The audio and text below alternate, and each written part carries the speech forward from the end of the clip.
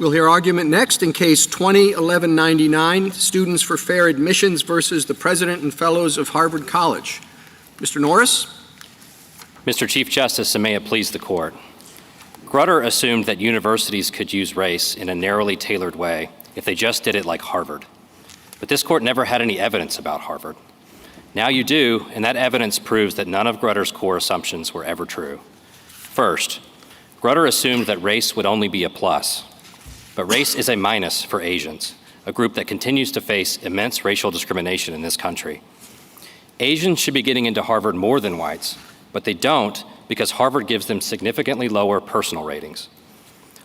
Harvard ranks Asians less likable, confident, and kind, even though the alumni who actually meet them disagree. What Harvard is doing to Asians, like what it was doing to Jews in the 1920s, is shameful, but it's a predictable result of letting universities use race in highly subjective processes.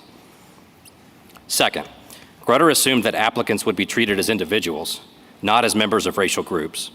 But Harvard gives racial preferences based on the box that applicants check, even if they never write about race or explain how it influences their views. And for competitive applicants, checking the right racial box is an anvil on the admissions scale, worth the same as ultra-rare achievements like winning a national championship.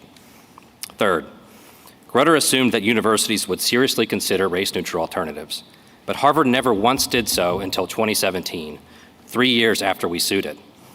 Harvard now refuses to eliminate its legacy preferences or boost its socioeconomic preferences, even though both changes would make Harvard far less white, wealthy, and privileged.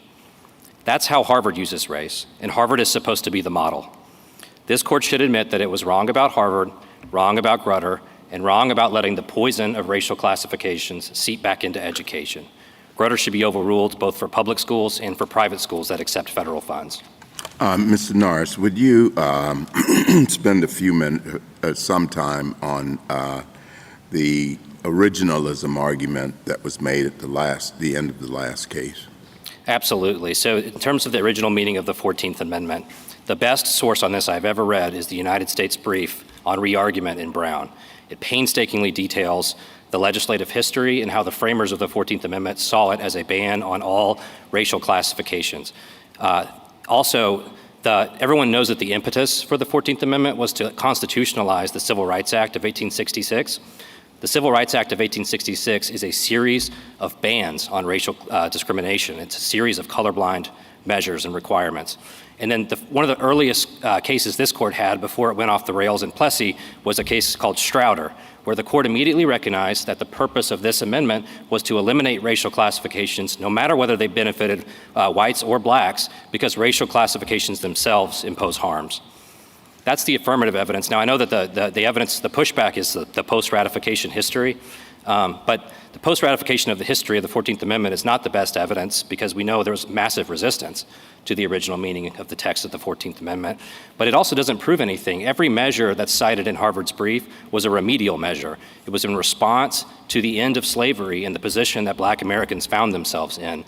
Harvard does not cite a remedial measure for what it's doing today.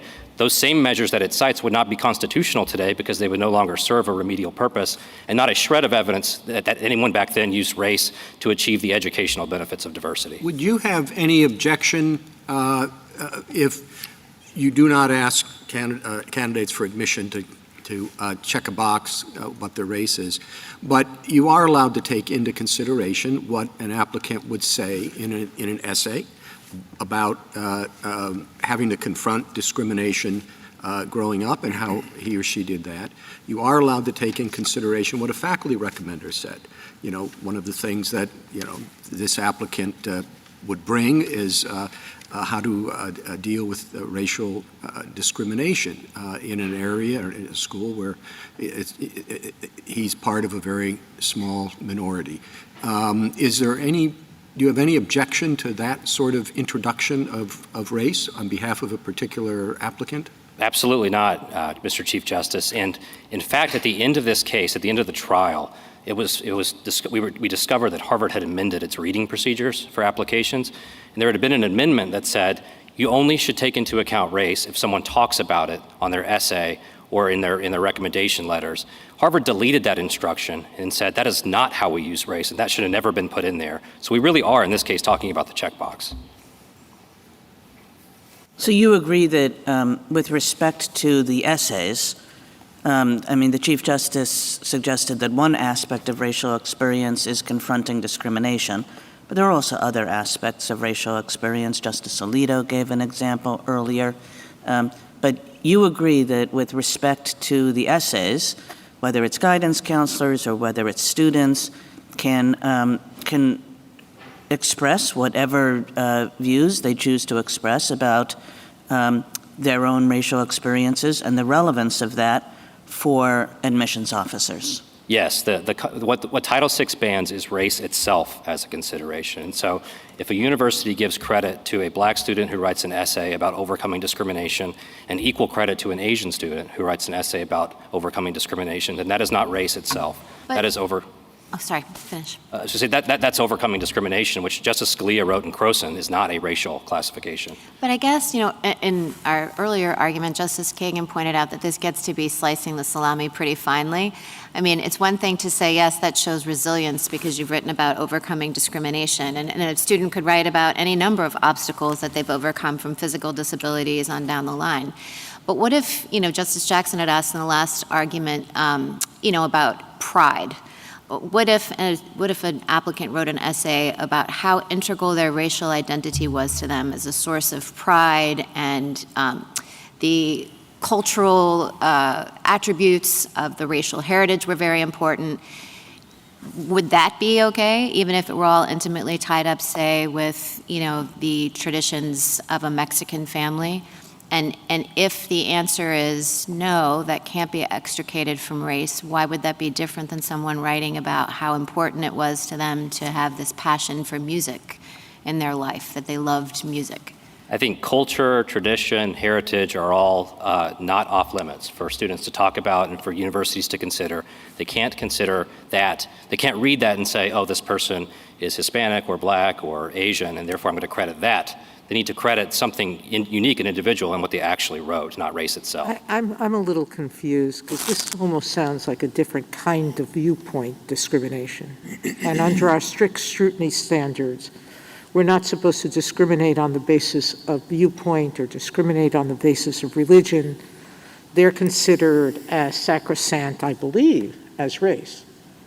And yet what you're suggesting is that the viewpoint that somehow being a minority that overcomes discrimination in the way you define it as important, as overcoming obstacles, that's okay. But if you're a black person who's from an affluent family, who may be the only class president ever in a white school's history, that fact shouldn't feature. That's a form of viewpoint discrimination, isn't it? I don't think we're saying that's not overcoming any kind of obstacle? We're not saying that universities have to consider anything or nothing. Universities just cannot consider race itself. But I thought you were saying that both of those essays might be entirely appropriate for the university to consider. Is that correct? Correct. Or did I misunderstand what you were saying? No, there is no federal statute about what essays universities consider. There's a federal ban on consideration of race itself. So why is it? Are you just objecting to touching a box that admissions officers can look at? We're objecting to the use of race as either a plus or a minus in making But I don't admissions think decisions. I think the district court made very clear findings that checking the box alone is not what got anybody in. That it was a holistic enterprise that looked at everything that candidate did, and race might have been one among many factors. Because there's a lot of Hispanics and blacks who have higher GPAs than many whites who don't get admitted. So they're not looking at just being black and white. They're rejecting a lot of the 10% applicants who have higher numbers than, I guess, whites and Asian Americans. Your Honor, there's a finding from the district court in our favor at page 116 of the petition appendix that Harvard can award a racial preference based on the checkbox alone, whether or not an applicant writes about it or otherwise indicates that it's important to them. And that is important. That's race itself. That finding was made in an undisputed finding by the district court that race alone did not account for any one admissions package, that it was race among many factors. Well, the district court found that race is determinative for 45% of blacks and Hispanics who get into Harvard. So, yes, there's 55% who would not get in. I'll let Mr. Waxman debate that, because that's not the way I saw that record. It was very clear that the district court found, for example, that being Asian or not being Asian wasn't involved statistically in any of the admissions, whether for ADLCs or for non-ADLCs. Well, I just want to be clear. The 45% number is when race is determinative for blacks and Hispanics. That's the number of applicants who it's determinative for. Our number was much higher. That's not my number. That's Harvard's number in their race-neutral alternatives report. Counsel, if I could return a moment to the drafting of the 14th Amendment. You said we should ignore the post-ratification history, but let's just pay a little attention to it for a moment. In the briefs, we have discussion about the Freedmen's Bureau that Congress set up. How is that consistent or inconsistent with your position? I think it's entirely consistent, Your Honor. The Freedmen's Bureau, for the most part, did not draw any racial classifications. It was classifications on the basis of being a former slave or a refugee, and the refugees at the time from the Civil War were mostly white. In fact, when objections were made in Congress that this is a racial-based law, the people who supported the Freedmen's Bureau denied the charge. They didn't say yes, but so what? They said, no, it is not. It is not race-based at all. So today, a benefit to descendants of slaves would not be race-based, correct? I think that's incorrect, Justice Kavanaugh. Well, how does that, you just said benefit to former slaves was not race-based in the Freedmen's Bureau. How is that different now? Well, the remedial exception that this court has recognized is fairly narrow. It has to be prior. The question is whether it's race-based. You said, I think, to Justice Gorsuch, and I'm sorry to interrupt his question, but you said to Justice Gorsuch, I think, that the benefit for former slaves was not race-based. That's correct. Then the benefit for descendants of former slaves is also not race-based. You can make other arguments if you want about that, but it does not seem to be race-based under what you said to Justice Gorsuch, correct? Not correct. I think there's a difference between the former slaves themselves getting a benefit versus generations later. I think that's a classification on the basis of ancestry, which is still problematic under this court's precedents. Even if it's not directly race-based, I would assume that universities are and it depend on the record, but universities are drawing that classification as a proxy for race in ways that the Reconstruction Congress was not. Okay, if I might just finish up. The Freedmen's Bureau is on the federal side. We have some briefs before us that also talk about practice on the state side. Now, we know that shortly after the Civil War, there were a lot of race-based statutes passed by states, and most of them were Jim Crow laws that invidiously discriminated on the basis of race.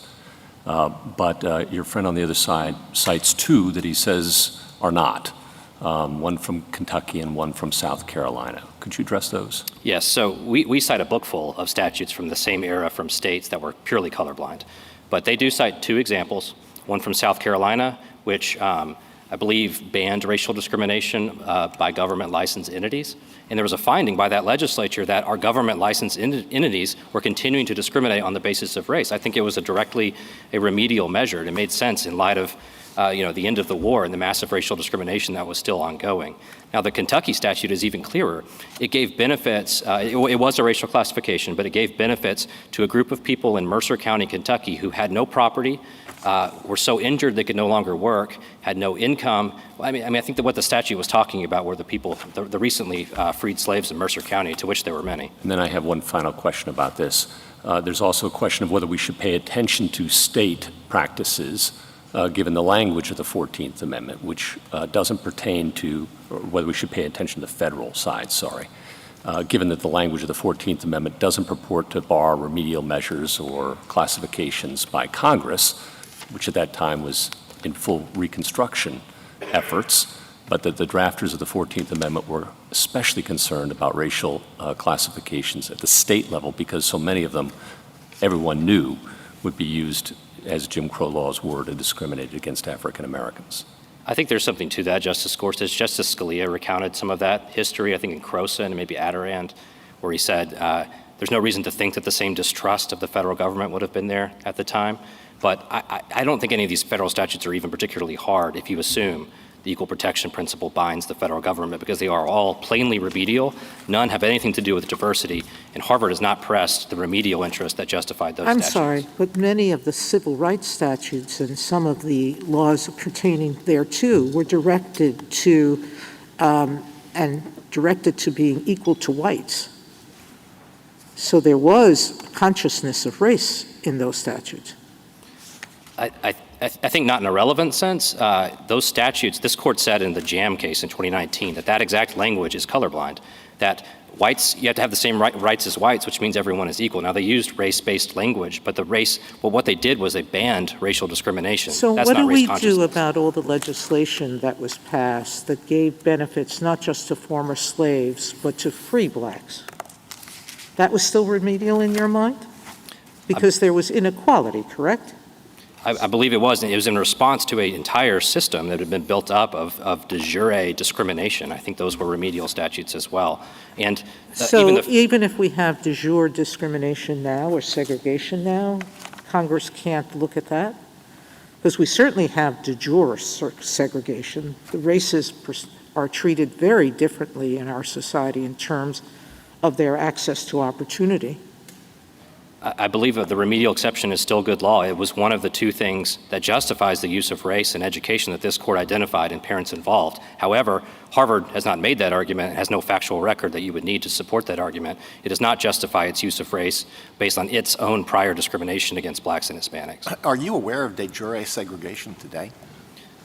I am not. I'm aware that racial preferences on college campuses, in our view, have increased racial consciousness, and so there's some of this is happening on campus, but it's not de jure. It's not clear that there's segregation between there are large swaths of the country with residential segregation. There are large numbers of schools in our country that have people of just one race.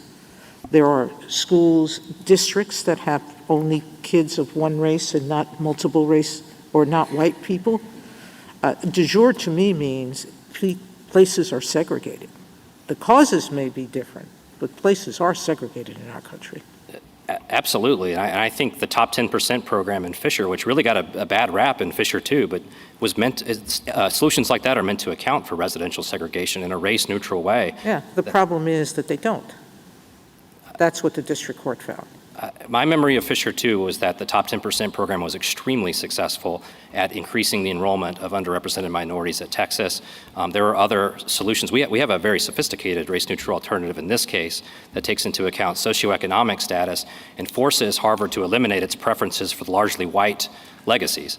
And that is another way. I mean, our numbers, the number of Asians would increase on campus, the number of Hispanics would increase on campus, the overall number of underrepresented minorities would increase on campus. Blacks wouldn't increase.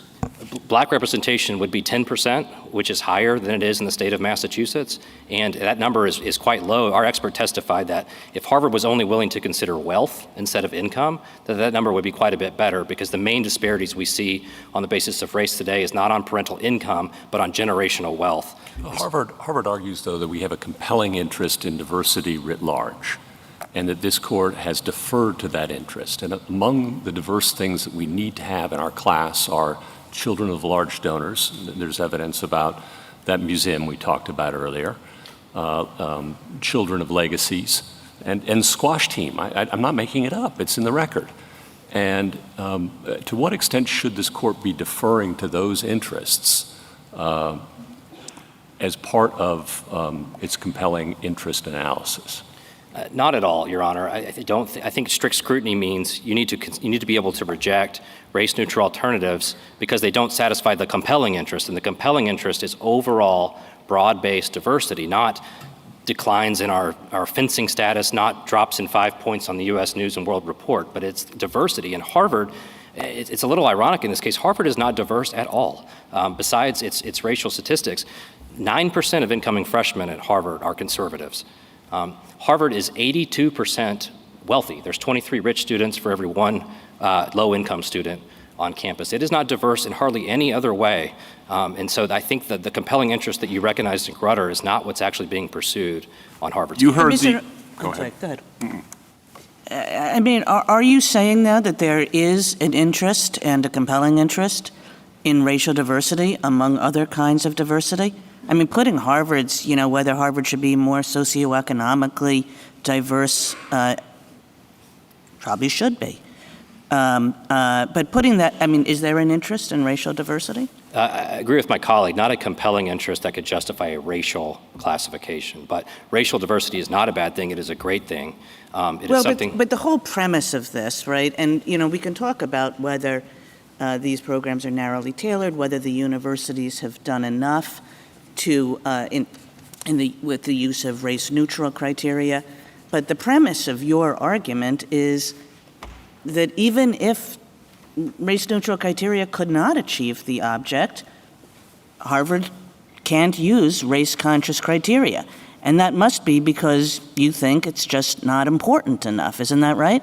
I don't think that's right. So we have very detailed record evidence here that if Harvard just turned off race on its admissions process, it would still have 6% African Americans, I believe it's 9% Hispanics, so 15% underrepresented. So you think like minorities. Good enough, but how about if it were 2%? I mean, the nature of your argument is that it doesn't matter. That's what the nature of your argument is.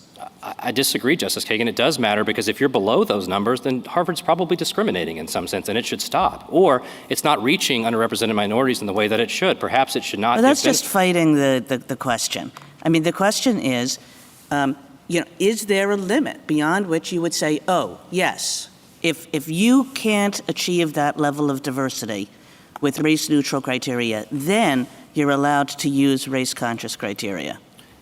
I don't think there's any level that justifies explicit racial classifications, but I'm going to fight the hypothetical one more time if you'll let me, because race neutral I don't alternatives. think I will. So let me just go on and ask you a couple of other things. I mean, because this is, to me, this is a lot of the argument here is about a university has a compelling interest in collecting a diverse class, including along racial dimensions, and maybe especially along racial dimensions, given the kinds of challenges that our society faces, in the exact same way that all the other institutions of our society does. So I'm just going to ask you some questions about that. If you're a hospital and you serve a diverse group of patients, is it super important to you to have a diverse set of doctors? I don't know that the evidence about the diversity of doctors and patients or anything about the medical field. It wouldn't matter, yeah. Okay, or maybe it would, you don't know. If you're a police department and you serve a diverse community, is it super important to you to have a diverse set of police officers? I mean, I believe that's important if there's good evidence that a racial classification was needed. That has nothing to do with the educational benefits of diversity in universities. That's the interest that Grutter Do you upheld. think that if you're a law firm, or if you're a judge and you want to have a diverse set of clerks, do you think a judge can't think about that in making clerkship decisions? Absolutely can think about it. This court's decision in Feeney says knowledge of race is not the violation. It is using it as a factor to distinguish them. Let's say a judge says, I want a diverse set of clerks. That's, I want clerks who would, grade on any number of criteria, but I also want a diverse set of clerks. So over the years, people will look at that and they'll say, there are Asian Americans there, there are Hispanics there are African Americans there, as well as there are whites there. Can a judge not do that? I mean, I think that is a admirable goal. I don't think a judge could implement that goal by putting a thumb on the scale against Asian applicants or giving a big preference to Black and Hispanic applicants. I think you need to treat people equally based on race, just as you're not going to hold my race against me in judging the quality of my arguments. I think racial diversity is important because it's a good metric to make sure our institutions are equally open. You can certainly be concerned about that. But the question is using racial classification, telling people that you didn't get the clerkship because of your race. Yeah, but the point here is, look, everybody would rather achieve all our racial diversity goals through race-neutral means. Everybody would rather that. And that's certainly what our cases say you have to do. The question is, when the race-neutral means don't get you there, are you prevented from taking race into account in all those ways that I said? And I could add a dozen more. Businesses who find it necessary, in order to achieve their economic objectives, to have racially diverse workforces. I mean, I could go on and on and on. And the question is, when race-neutral means can't get you there, don't get you there, when you've tried and tried and they still won't get you there, can you go race-conscious? I don't believe so, Justice Kagan, and I think this court has already said in Parents Involved that racial diversity is not a compelling interest. It is overall diversity of all kinds on college campuses. And this doesn't have to be hypothetical. We presented an alternative to Harvard that would achieve socioeconomic diversity for the first time, that would boost underrepresented minority representation, that would lower the number of white students on campus. And so we're talking not about no diversity and diversity, we're talking about 10% black representation or 14% black representation. That's your, I would say, narrower argument. I think Justice Kagan's right that you have a broader argument that it wouldn't matter.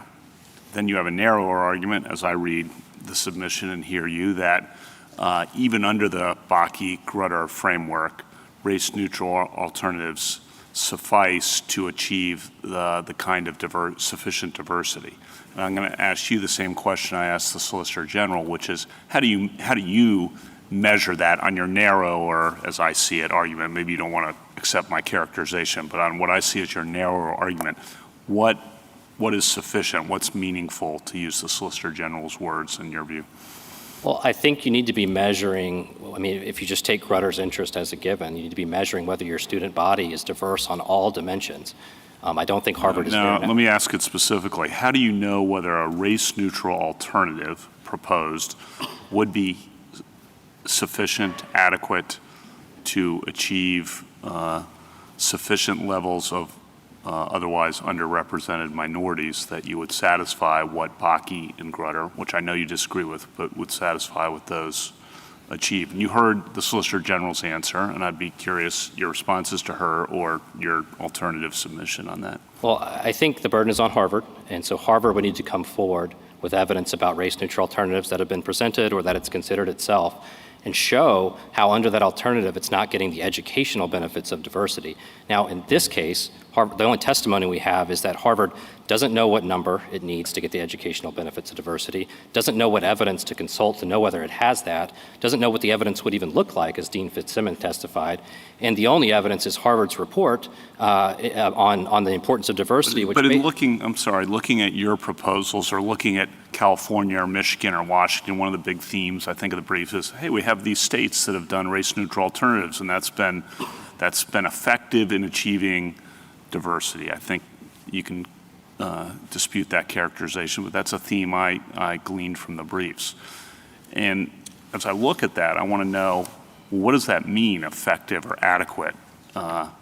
What's the measurement? Really the same question I had for the Solicitor General. It's asking us to say, yes, that's adequate, but what does that, got to say more than that, I think. Part of the problem, I think, is the fuzziness of the interest in Grutter itself. But No. Accept the interest. Okay. Sorry to interrupt. Accepting that the interest, race neutral, this is the back part of your brief, race neutral alternatives are adequate.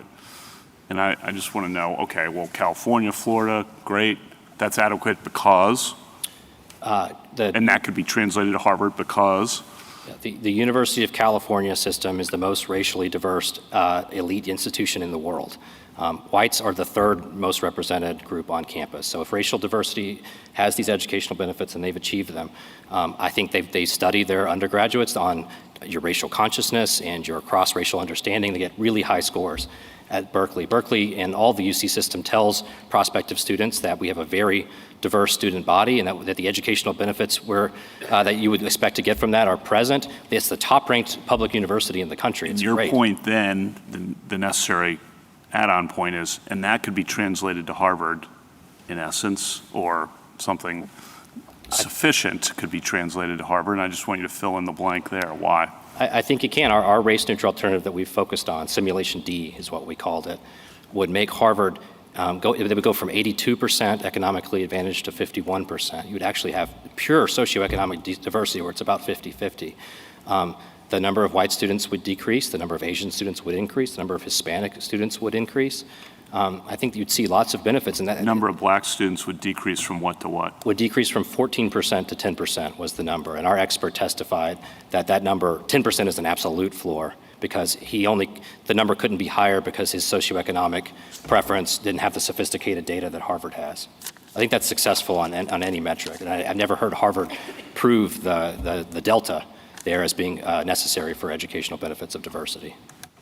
Counsel, I don't know what to do in a situation like this one. If you have perfect scores on every metric, you're not guaranteed a spot at Harvard because they have enough people with perfect scores of every background that exceeds their class limit. At some point, something has to break the tie. And as we know, top 10% students of Asian and of Black and Hispanic backgrounds in academic and extracurricular activities are not being admitted to Harvard. So it's not as if once we say, take race out of this, that all of the people who are, that you consider super qualified are going to get in. But on every matrix, there's going to be competing applicants. And you're saying a school can't look at its general diversity figures and say, among equal applicants, I might make race a tiebreaker if the numbers that I have on that metrics seem fairly low. Otherwise, you're saying, no, you can't do that. No, you cannot do that. That's what Title VI forbids. It doesn't And that forbid any- basically what you're saying is really race diversity is not important. So I don't actually see why all the race-based, because all of the alternatives, whether it's the 10% plan, whether it's socioeconomic, they're all subterfuges to reaching some sort of diversity in race. You're touting them as race neutral, but none of them are race neutral. You're doing them because you believe in racial diversity. I just don't understand why considering race as one factor, but not the sole factor, is any different than using any of those other matrix. Well, I don't think those are racial classifications in disguise. Harvard's never criticized Simulation D that we presented as a racial classification in disguise. It criticizes it because it doesn't hit Harvard's precise racial numbers. It's based on socioeconomic status, and I don't think anyone thinks eliminating legacy. It reduces SAT scores, averages, it reduces lots of other factors to get to your numbers. I mean, I think that's our point, that SAT scores would go from the 99th percentile to the 98th percentile. That's not sacrificing academic excellence. That's moving Harvard from Harvard to Dartmouth. Dartmouth is still a great school. That they get 98th percentile SAT scores. You've got to make some sacrifices. There are those who love it. Thank you, Counsel. Justice Thomas. Justice Alito? Anything further? Justice Kagan? One question about the, how to think about the 25-year sentence in Grutter and the surrounding discussion. Yeah, absolutely. I think that what people forget about the 25-year mark were the 4 paragraphs you mentioned before it, where they explain that racial preferences, they will fail their own acid test unless they make themselves unnecessary. So I think what Justice O'Connor was saying is that in 25 years, if we still need race, it's not that you get another 25 years, it's that we then declare racial preferences to be a failure and call it off and go to race neutrality and try that instead. Justice Barrett? But we're not to that 25-year point yet, right? So if it has its own self-destruct mechanism where it says, like, hey, Grutter says we got to call it quits because they're just not working, are we obligated to give more time? Well, Harvard has certainly never indicated that in 5 years it will stop using race. Harvard, over the 20-year span, has not decreased its use of race at all. And I think the only legal standard this court has ever recognized for when do you stop using race in education is in Brown, with all deliberate speed. The 25-year mark, we don't support it from the get-go. But we do think there was a prediction from Justice O'Connor that is not borne out. And so Grutter, on its own terms, I think 20 years is enough to call it. Thank you, Counsel. Mr. Waxman?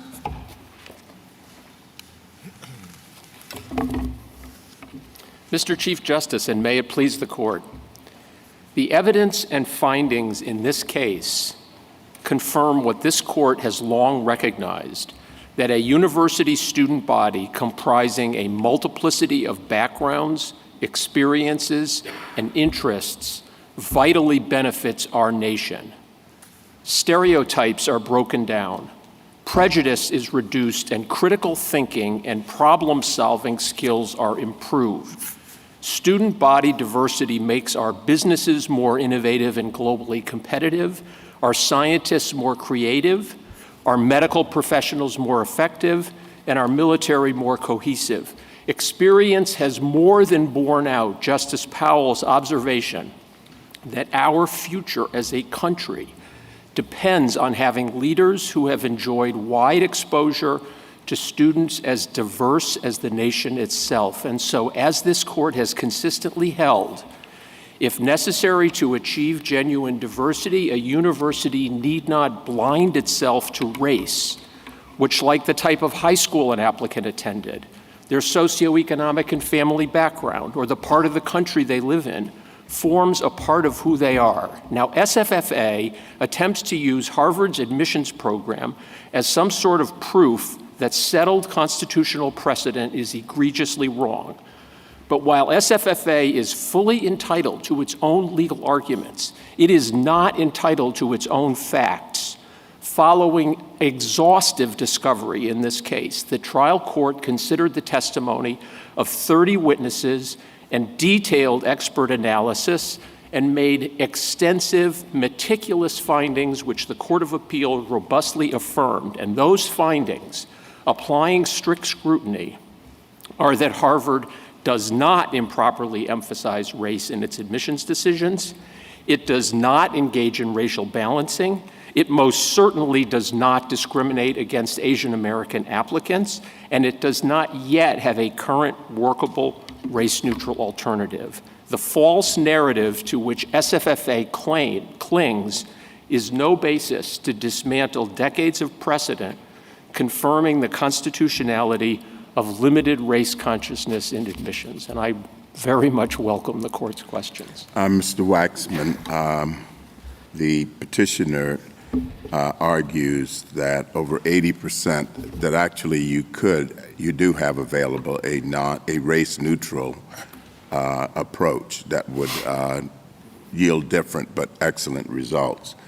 And the argument includes the fact that, at least as they argue, that you're over 80% wealthy students, that's not diverse, and that over 30% or 30% or so of a class is made up of ALDC students. And that if you were to lower those numbers, you could achieve far more diverse results without, along socioeconomic lines. And I don't think it's arguable that Harvard is socioeconomically diverse, but at least it doesn't appear that way. But it seems that, and that would not have a constitutional problem if you did it socioeconomically. And I'd like you simply to address their argument. Yes, thank you. First of all, the numbers that my friend is throwing around are not, in fact, the numbers that actually reflect, for example, socioeconomic diversity at Harvard, where, as it stands now, 20% of all matriculants pay nothing, 70% of underrepresented minorities pay nothing, and well over half of all applicants get substantial financial aid. But as to your point about race-neutral alternatives, and correct me if I'm wrong, Justice Thomas, but I think this is what you're asking me about. We have exquisitely detailed metrics in this case with respect to race-neutral alternatives and findings and testimony with respect to the so-called ALDCs, which is an acronym that I think I was actually literally present at the birth of, which is a preference for children of alumni, children of faculty and staff, athletes, and other people who have found themselves on the dean's interest list. The data in this case shows that if race were eliminated, you couldn't consider race, and you also could give none of those preferences, the racial diversity of the matriculating class would go down. the representation of African Americans, if you just stop considering race, would go from 14 to 6%. But if you also stop considering ALDCs, it would go to 5%. With respect to... Let's just say hypothetically, though. Hypothetically. And I know I'm going to get... I know all the usual caveats, and I accept them. Thank you, Mr. Yes, Waxman. I'm pretty sure since you're asking me, I'm not going to like... You're not going to like it. But let's assume that a very wealthy university could pay for everybody to go and still increase its endowment. It's a perpetual motion machine, Malcolm Gladwell called them. Let's say if it just gave up preferences for donors' children, legacies, and squash athletes, okay? Or maybe those who row crew, all of which tend to favor predominantly white children. And it could achieve whatever it deemed racial diversity. Would it then be permitted to engage in race consciousness, or in that circumstance would you agree that that would not be narrowly tailored? So I'm not claiming, I'm accepting your hypothetical as hard as it is for me in light of what the evidence I understand shows. There we go. I am not claiming that there is a compelling interest in having donors per se. There is a compelling interest in your proverbial art museum. There is a compelling... There is a compelling interest in the art museum? No. These are the things that I'm not claiming. Okay, I'm just claiming all of those things. All right. When you look at a so-called race-neutral alternative, the question that this court, that Justice Powell articulated in Bakke and this court underscored and amplified in Grutter and then in Fisher is does that race-neutral alternative actually substantially impact the character of the institution and the education that's being provided? Now, let me stop you there, because, and I'm sorry to interrupt, but surely getting rid of those preferences would substantially impact the university.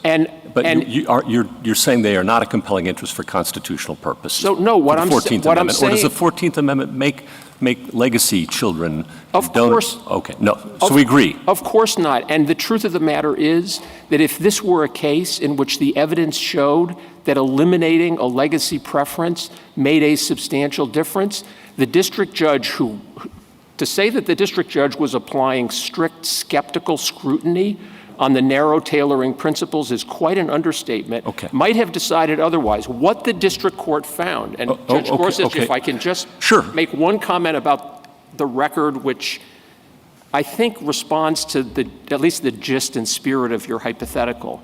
With respect to race-neutral alternatives, the simulation, what has come to be called simulation D in this court, the district court found that, quote, the simulation D would require, quote, sacrifices on almost every dimension important to Harvard's admissions process.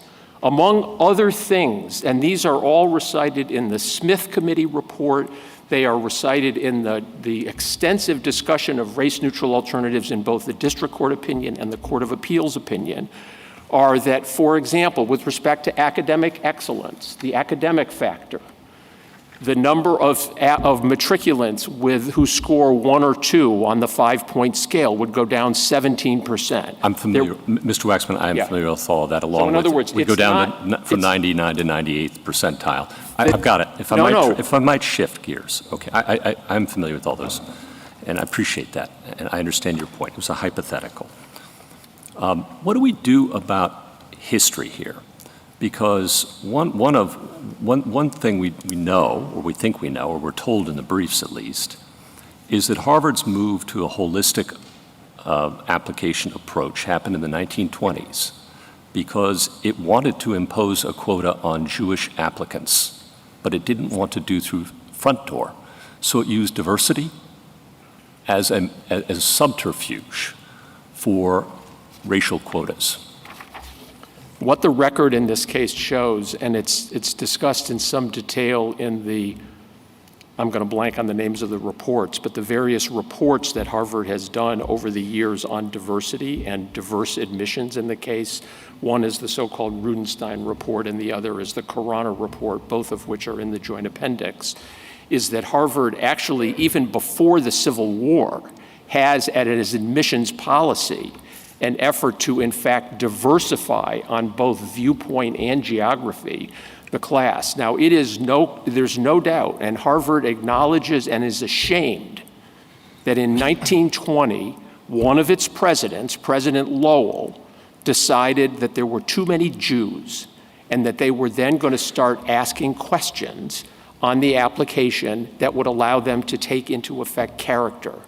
The notion that that bears at all on the way that Harvard's current admissions process, which uses a 40-person admissions committee that meets and decides each application en banc in discussion, has any resemblance whatsoever to the racist, anti-Semitic policy of a single Harvard president is insubstantial, as the courts found. Okay, how do you respond then to, again, we have many briefs on this point from Asian American applicants who have, and they say there's an entire industry to help them appear less Asian on their college applications, and that they consider elite colleges to have Asian quotas effectively, if not in name?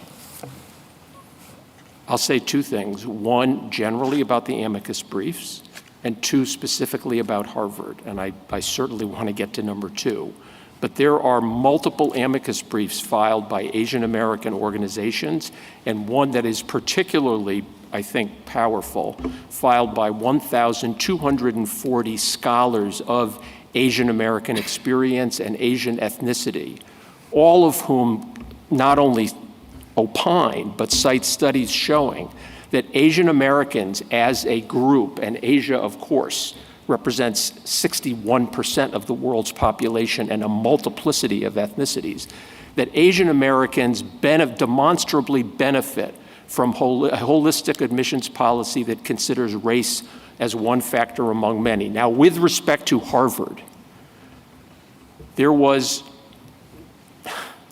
say that there was evidence in this case is quite an understatement.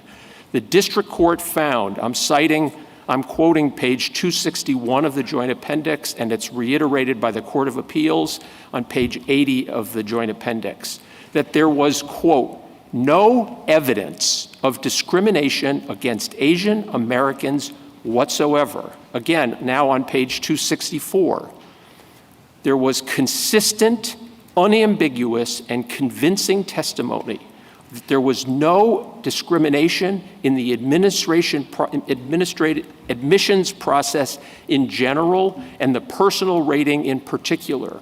The plaintiffs in this case could not, after 4 years of discovery in which they hand-picked applications to view in total, they could not produce a single witness to testify that he or she had been discriminated against. Mr. Waxman, let me stop you there because you referred to the personal score. And that's a score that Harvard gives based on character traits such as integrity, courage, kindness, and empathy. But the record shows that Asian student applicants get the lowest personal scores of any other group. What accounts for that? It has to be one of two things.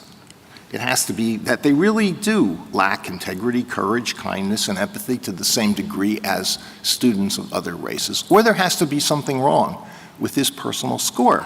I want to get to what the evidence was there, but that syllogism, with all due respect, is wrong. There was, for example, a study that was done in 1983 that looked at why it was that female applicants to graduate school at the University of... No, just address this. The personal score that's given to Asian applicants to Harvard, why are they given a lower score than any other group? Okay, so the answer to why as a group, why there is a slight numerical disparity with respect to the personal rating of Asian Americans, and also a slight numerical disparity to the advantage of Asian Americans with respect to the extracurricular rating and the academic rating, was the answer that their expert gave with respect to the latter two, which is that the only way that the only model that can be created to figure out what was going into the personal rating couldn't look at almost anything that admissions officers look at in those ratings. It can't, there's no way that it could model what the guidance counselor letters said, what the teacher letters said, what the essays said, what the interviewers' letters said. In other words, I thought the interviewers did not rate the applicants lower than other applicants based on race. There was not the disparity in what was said by the interviewers. With respect to the alumni interviewers, based on the subset that was included here, their subset, by the way, excluded all ALDC applicants. That is, even though they acknowledged that there was not only no evidence of discrimination against Asian American ALDCs, but they did better. They eliminated from their model applicants that represent, on average, 30% of the admitted class. I still, putting aside the teacher recommendations or guidance counselor recommendations, which I'll come to, I still haven't heard any explanation for the disparity between the personal scores that are given to Asians. They rank below whites, they rank way below Hispanics, and really way below African Americans. And you're talking about hundreds and hundreds of applicants, maybe thousands. What is the explanation for that? So the explanation I can't do better than the findings of fact in the trial court as affirmed, but I want to make 2 points very clear with respect to your question. All of this was on display and in front of the trial court for this Asian American part of it for well more than a week, maybe 2 weeks.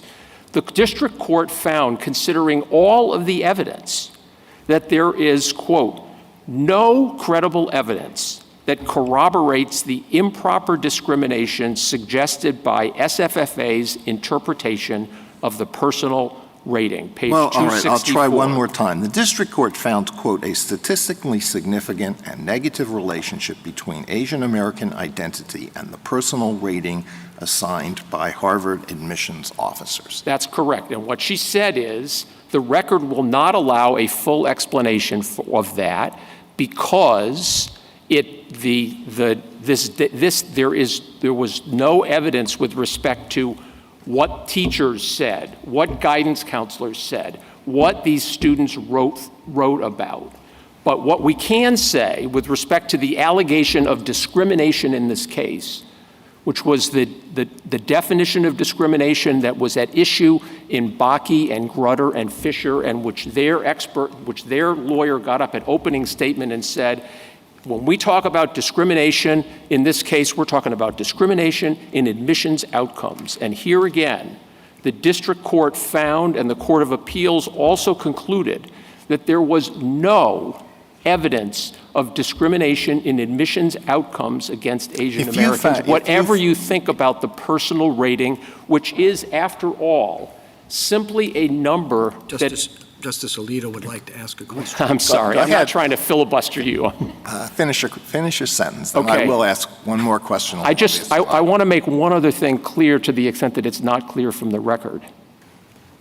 The personal rating, like the academic rating and the extracurricular rating and the athletic rating, is a number that is put down by a, quote, first reader. That is, the file comes in, it's not usually complete, and just as a matter of triage, one of the 40 admissions officers goes through and gives these numerical numbers. The testimony was, it is not considered in any way once the subcommittees and committees meet. It, quote, fades into the background. It is not the basis of admissions decisions. And so not only did the court find as fact that that slight disparity was not evidence of discrimination, even in the personal rating, it had no effect with respect to outcomes. It makes no difference whatsoever? It's not that it makes no difference whatsoever. Look at what the expert testimony was, and I realize Does it make a difference or doesn't it make a difference? It doesn't make a statistical difference in admissions outcomes, Then why do you as both courts found. Why do you do it? I said, It doesn't matter. Why do you do it? We do it as a matter of triage. Right now, Harvard is last year got 61,000 applications for 1,600 slots. And it is an entirely rational way of figuring out how you are going to allocate your attention to ask an admissions officer as the file is being developed, just go through in a very rough way and rate a particular application based on what you can see on these 4 metrics. The fact that Asian Americans got on average, a marginally lower personal rating score is no more evidence of discrimination against them than the fact that they got a marginally higher rating than any data can show on academics and extracurriculars. It doesn't mean that they're either smarter or people think they're smarter. Thank you, Counsel. We'll get to you in a moment. There's been a lot of talk about African-American applicants to Harvard in sort of a general, indistinguishable way, when in fact they cover a very broad swath of applicants. Of course. What do you do with respect to an African-American applicant? I mean, you're concerned about diversity of viewpoint. Let's say his viewpoints tend to be very close to, the white applicants. He grew up in Grosse Pointe, had a great upbringing, comfortable. His parents went to Harvard. He's a legacy. And yet, under your system, when he checks African-American, he gets a tip. He gets a benefit from that. Isn't that very stereotypical under the Harvard program? I think well, first of all, it is simply not the case that every black applicant gets a, quote, tip. In fact, I'll direct the court's attention to page 1,811 of the joint appendix, which includes this beautiful chart, which represents an undisputed model of the relative importance of race on application outcomes. And the one that you cannot actually even see to your far right is race. Race explains. I can't see it because it's far away. I mean, nonetheless, you have it the is page not reference. zero. It is very close to zero. That is, the testimony in the case well, was. so there's only a little racial discrimination in the case. Are you asking me whether Harvard is, you're asking me to answer a question that assumes that Harvard is discriminating on the basis of race? No, I can't accept that. Well, what Harvard says isn't that what is, Mr. Waxman, isn't that what the case is about, the discrimination against Asian Americans? There was count one of the complaint was that Harvard was intentionally discriminating against Asian Americans. The entire evidence of that case, all of the plaintiff's proof, was that Asian Americans are treated worse than white applicants. That is, that there was prejudice, intentional discrimination. The evidence could not more soundly have refuted that. What do you do with the charts? What do you do with the charts in their brief? I think they're on page 24 or 43, the academic decile and the comparative treatment of African Americans, Hispanics, and Asian Americans. You don't see a surprising disparity in that? So there's a lot to be said about that, but I guess the first thing I would say about that chart is that their own expert agreed that because that chart is simply a descriptive statistic, it is, quote, not equal to evidence of discrimination. It reflects a pattern which might or might not be real. Now, understand that that chart that they've displayed for you, they have eliminated all ALDC applicants. So 1/3 of the admitted class over 6 years, they're not even in that chart. That chart is predicated on something called an academic index. An academic index is a formula that looks at two things: high school grades and test scores. And so people in the different racial categories, they have a different result based on other factors, which include race. They have a different result because among the many, many, many characteristics of any particular individual applicant that Harvard considers, one that it does not consider is the academic index. That is the very metric that they're displaying for you. Harvard doesn't even use the testimony in the case was the only reason that the academic index is even calculated is because the Ivy League athletic rules require that your recruited athlete class, the AI for your recruited athlete class, not be more than 2 standard deviations below Okay, the Mr. Waxman, matriculating class last year.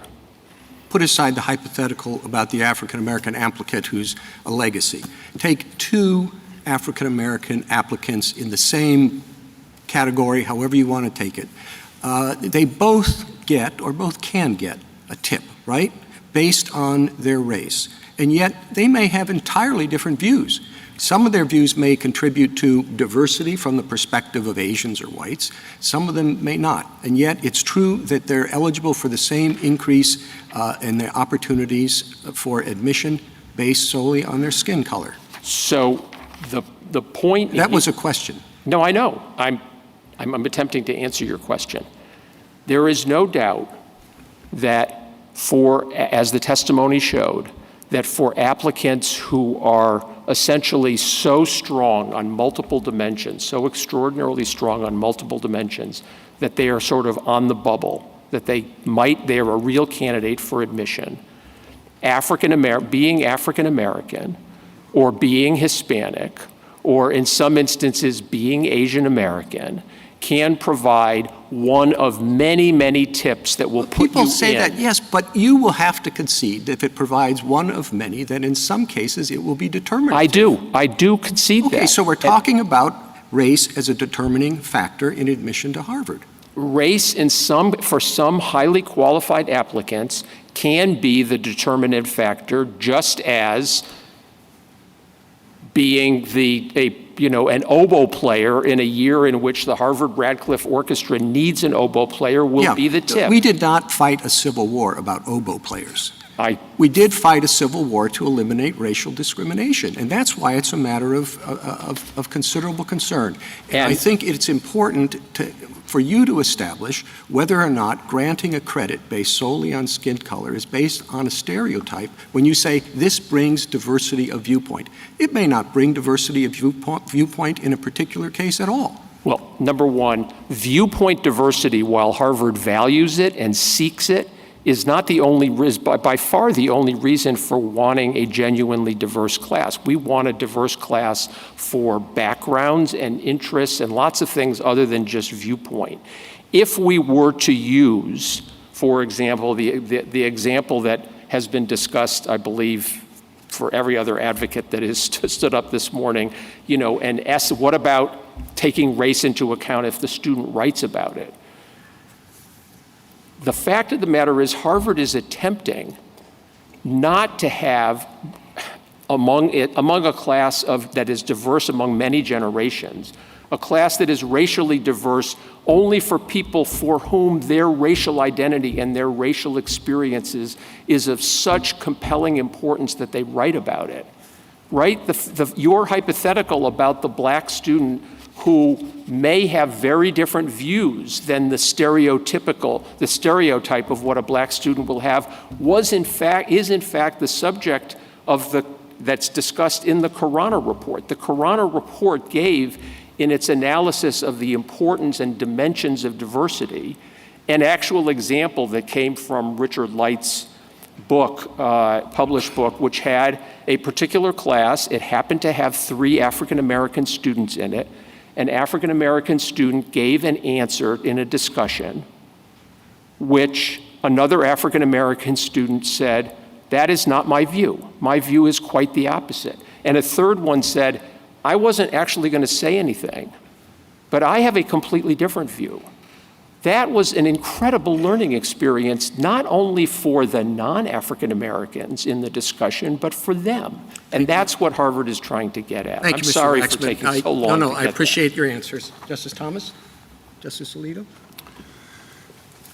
In Bakke, Justice Powell chose Harvard's admission program as a model, and that selection has had an enormous effect for the last 50 years.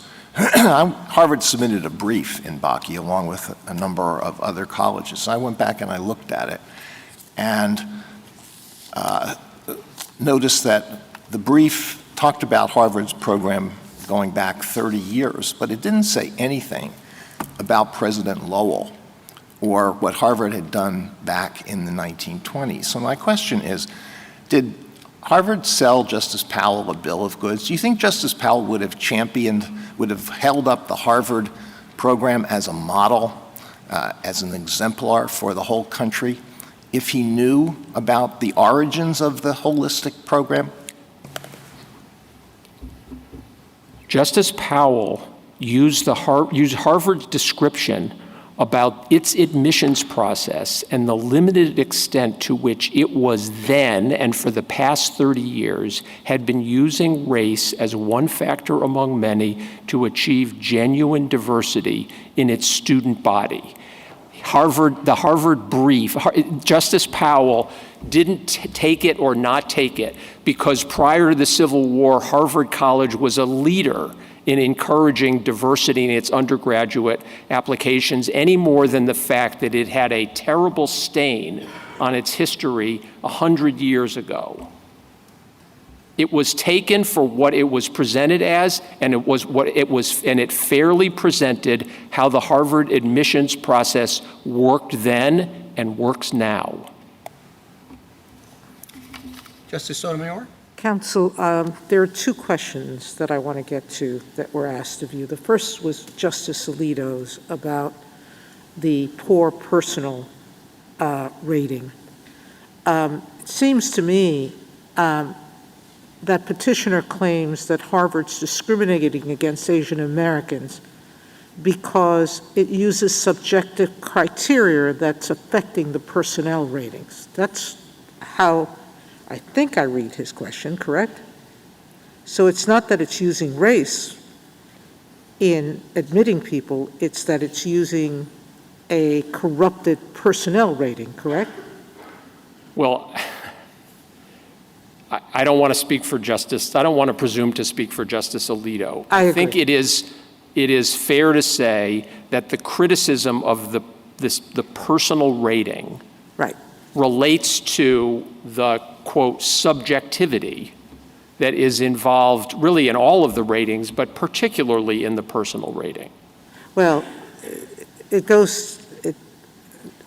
the evaluations that use words like not a non-leader, not caring, not whatever. Yes. Yeah.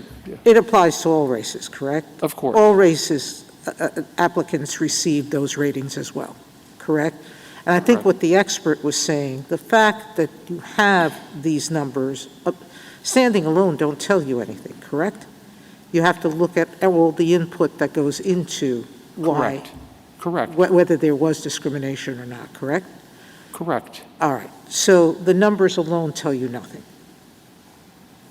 That's right. The numbers can tell you. You can tote up 100,000 applications and look at what the first reader scored and measure it against declared race and come up with a feature that says, gee, across these 150,000, or in this case, 150,000 minus all the ALDCs, it looks like, on average, self-declared Asian Americans have this number, and self-declared whites have this number. It tells you nothing about why that number was given any more than why. And I don't want to cut you off, but I want to get No, you. And so it doesn't tell you off. why, and there was no proof to show why. District Court found that number did not prove discrimination. Correct? There was actual proof that it did not reflect discrimination. There was expert analysis on multidimensionality, and that looked at the non-academic index that showed that, for example, white applicants who got a 1 or a 2 on academics and Asian Americans who got 1 or 2 on academics, for whatever reason, the latter group got lower teacher ratings than the former. And same with guidance counselor ratings. It doesn't tell you why. It doesn't permit, and it certainly doesn't permit an inference that Harvard is discriminating. The district court could not have been more definitive about the absence of any racial discrimination or discrimination against Asian Americans than it was. A finding that the Office of Civil Rights in the early in 1990 also found. All right, could you deal with stimulation D? I think that you were trying to explain why the district court rejected that simulation,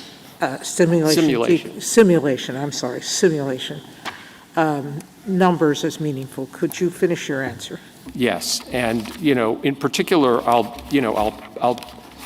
point the court to, because I'm not going to be able to do it as well as the district court, to pages 208 to 220 of the joint appendix, which is the district court's findings on this, and 73 to 79, which is the Court of Appeals, and 1307 to 1325, which is the Smith Committee's analysis of this. But basically, what the district court found was, as I said, that simulation D would require significant sacrifices, I don't have the quote right in front of me now, on almost every dimension that Harvard values, including a substantial decline. We're not talking about a decline in SAT scores or going from the 99th percentile to the 98th percentile. We're talking about the following things that the court found. The percentage of the matriculating class that would be academic ones or twos would go down by 17%. Every other factor would go down by at least 10%, between 10 and 22%. The number of matriculants interested in majoring in the humanities, which is a major tip that Harvard gives because of Harvard's recent inability to matriculate excellent students who want to major in the humanities, would go down by 14%. The number of African Americans admitted would go down from 14 to 10%. It was the whole confluence of all of those consequences that led the district court to confirm that it was not a workable, effective, race-neutral alternative. Well, it seems that for Justice Gorsuch, none of those other things are compelling interest. And how do we respond to that? He would say, I'm it's not nice sure that I'm you- ascribing that to Justice Gorsuch. But Well, but he seemed to say an art museum is not important. So if the matrix shows that those interested in the arts falls dramatically, that might be of concern to Harvard. I think it's valuable. it might but- very well be a concern. Would it lead a judge skeptically applying strict scrutiny to say, it just doesn't work. You're not going to have an art museum, or you're not going to have a squash team, or you're not going to have, alumni contributions. It wasn't any of those things. It's a caricature to say that those were the reasons why this particular thing wasn't a race-neutral alternative. Now, I just want to say, if you think, notwithstanding the findings, that the district court and the Court of Appeals didn't properly apply the kind of strict scrutiny and narrow tailoring analysis that it should have, okay, that's a remand. I don't think the record will bear that out.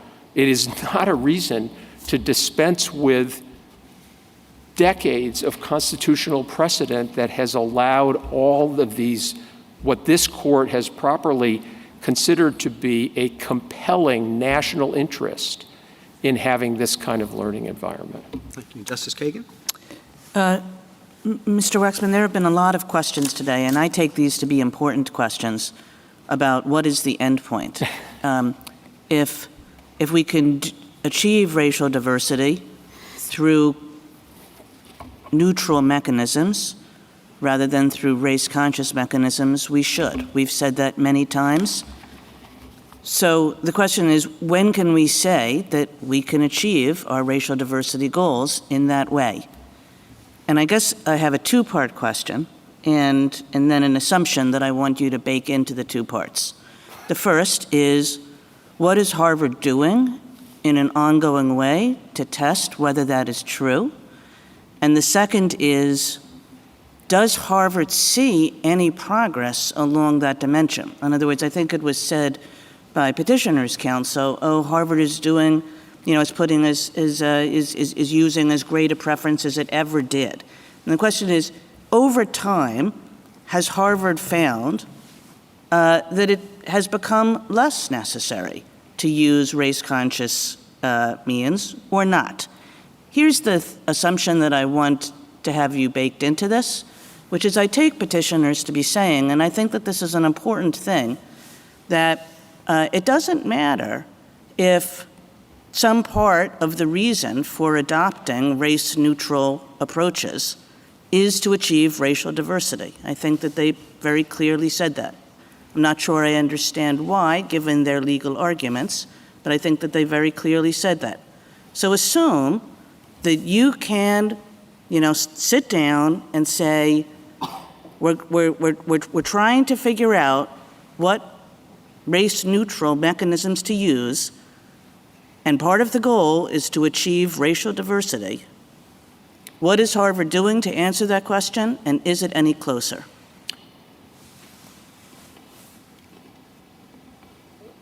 I have firmly in mind the second part of your question. If I don't also answer the first, please remind me. The evidence in the case is that for decades, Harvard has been taking steps other than other than race consciousness to increase the level of diversity, including ethnic and racial diversity. And these are discussed actually in the Smith Committee report and Dean Smith's testimony and in the findings.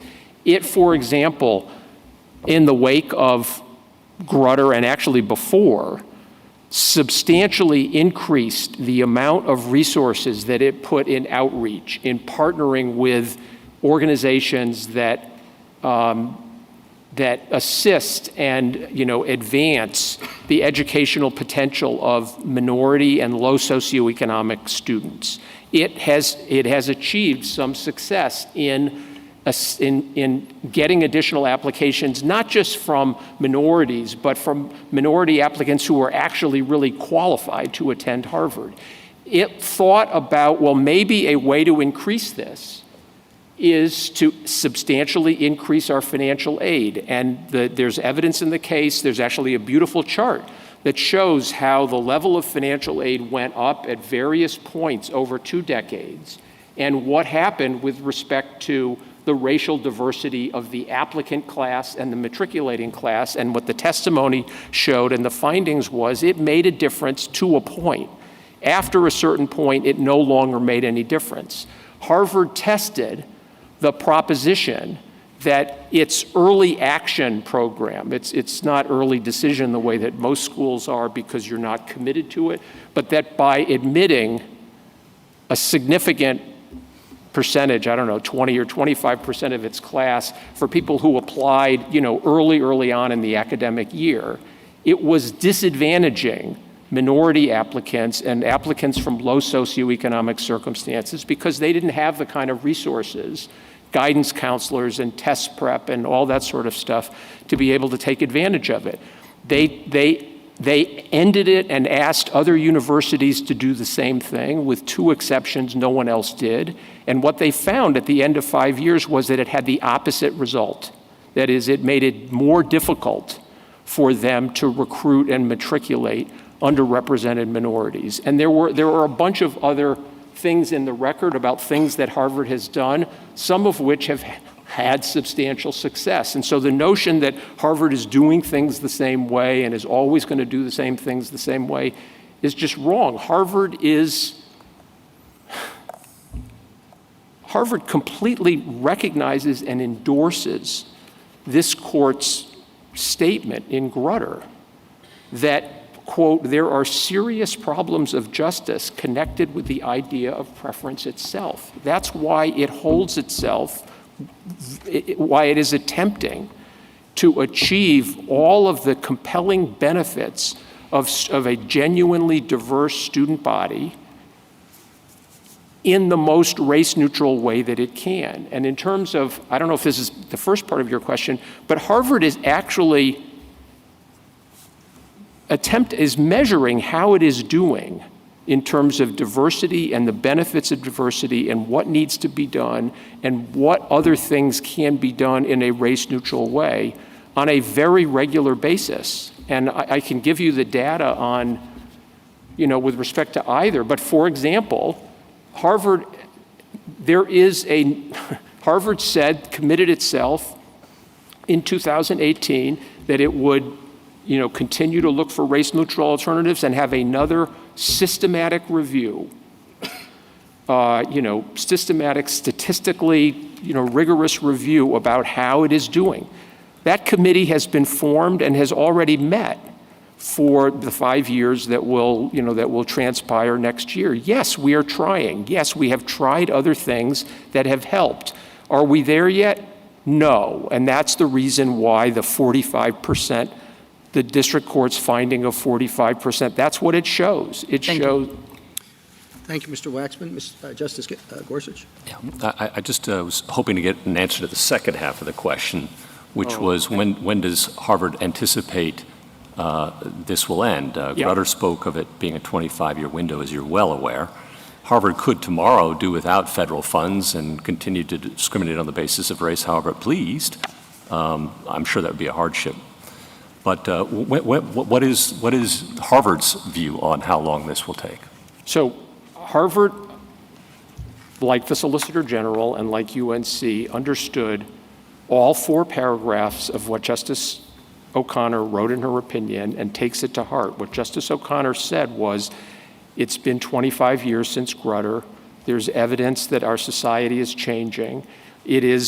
We expect that 25 years from now, the use of racial preferences will no longer be necessary. So Harvard agrees with that? And does Harvard agree with that? Harvard does not currently, based on its data, expect that in 2028 it will have been able to use only race-neutral alternatives. But what I do agree with, if I may, it's a real simple question. If Harvard doesn't have an answer, that's fine. But does Harvard have some view about when? Harvard's view about when doesn't have a date on it. Harvard takes to heart Justice O'Connor's opinion that, quote, in the context of higher education, the durational requirement can be met by periodic reviews to determine whether racial preferences are still necessary to achieve student body diversity. And we want to be put to that strict scrutiny test. Thank you. Justice Kavanaugh? I do have 2 or 3 questions. First, you're seeking educational diversity, as I understand it, at Harvard. But my understanding, correct me if I'm wrong, is that you don't ask about religion and why the disparate treatment of religion and race. Would evangelical Christians, Catholics, Muslims add to the educational diversity at Harvard and other religious groups? Added the diversity, and why not ask about that? So Harvard greatly values religious diversity. It is extraordinarily proud of the religious diversity. How can it track it if it doesn't ask about it? How can it track it? How can it track it in the admissions process? May happen by happenstance. I'll let you finish. Okay. Harvard is not tracking it in the admissions process other than to the extent that, and many, many students indicate what their religion is. Harvard has not thought it necessary, and so far as I know, nobody has suggested that Harvard has any need to provide a tip for religious diversity because the Harvard undergraduate population is so religiously diverse. There are currently 47 chaplains. That answers my question. Yeah. Okay. I just want to say that our ministry ministers to 27 different religious denominations. Right. It was a factual question. Second, I think you agree that the baseline in our precedents, operating within the confines of our precedents, as you want us to do, is race neutrality. And we've allowed, though, limited consideration of race in higher educational admissions. As you've heard, 2 limits on that, as I understand it. 1, the adequate race-neutral alternatives. 2, the durational limits, the 25 years or whatever durational limit you think works there. I just want to make sure you agree with how I set that up. In other words, race neutrality is the baseline. There are 2 limits on the consideration of race-conscious educational admissions at colleges and universities. Adequate race-neutral alternatives would be 1. A durational limit, 25 or something else, would be the other. Is that how you read our precedents? I read your precedent in that, I think you have other requirements too, which is it has to be flexible, it has to be one factor among many, et cetera, et cetera. Right. But I agree with your two categorizations, except that with respect to the durational requirements, we understand it to be consistent with the language from Justice O'Connor's opinion that I quoted the court, which is that the narrow tailoring requirement and the race-neutral alternative requirement, strictly, scrupulously, and skeptically applied, will tell us when race-neutral alternative. Okay, and one last one. This picks up on Justice Kagan's and Justice Gorsuch's questions, I believe. But on the adequate race-neutral alternatives question, it seems that Harvard would have to sacrifice potentially something else to achieve what you think would be meaningful, sufficient racial diversity. And I think the questions, Justice Gorsuch, were, well, why don't you have to then sacrifice those something else's to achieve the, if you're going to otherwise use race-conscious means? And there's no question that... In other words, I think that's a legal question we're going to have to ultimately figure out. Does a university have to sacrifice those other things or not? And so what this court's precedents say, Bakke, Grutter, and Fisher, are, of course, there are race-neutral alternatives that may require some sacrifices. A university is not required to sacrifice, so much that it changes the essential character. I wish I had this court's own words, but I think that's the test, and that was certainly the test the district court applied. That suffices, and you answered it. Thank you. Thank you. Justice Barrett? Mr. Waxman, this is not a question about Harvard's history of anti-Semitism, but I do want to go back to the opinion in Bakke and Justice Powell's holding up Harvard's application process as a model. And then Justice O'Connor and Grutter again referred back to Harvard's admissions process. And I want to know whether Harvard's admissions process has meaningfully changed from the time that Justice Powell held it up. I mean, what Justice Powell found attractive about it, what Justice O'Connor endorsed, was the holistic aspect of it, and that race can be used as a tip. In its essence, is it the same? Yes, race can be used as a tip, as one of many, many, many tips in an effort to achieve diversity that is across many, many dimensions beyond ethnic. And so in the way that Harvard thinks about its admissions process, it is the same now as it was in Bakke. Yes, Harvard is, can I just give one sentence explication to that?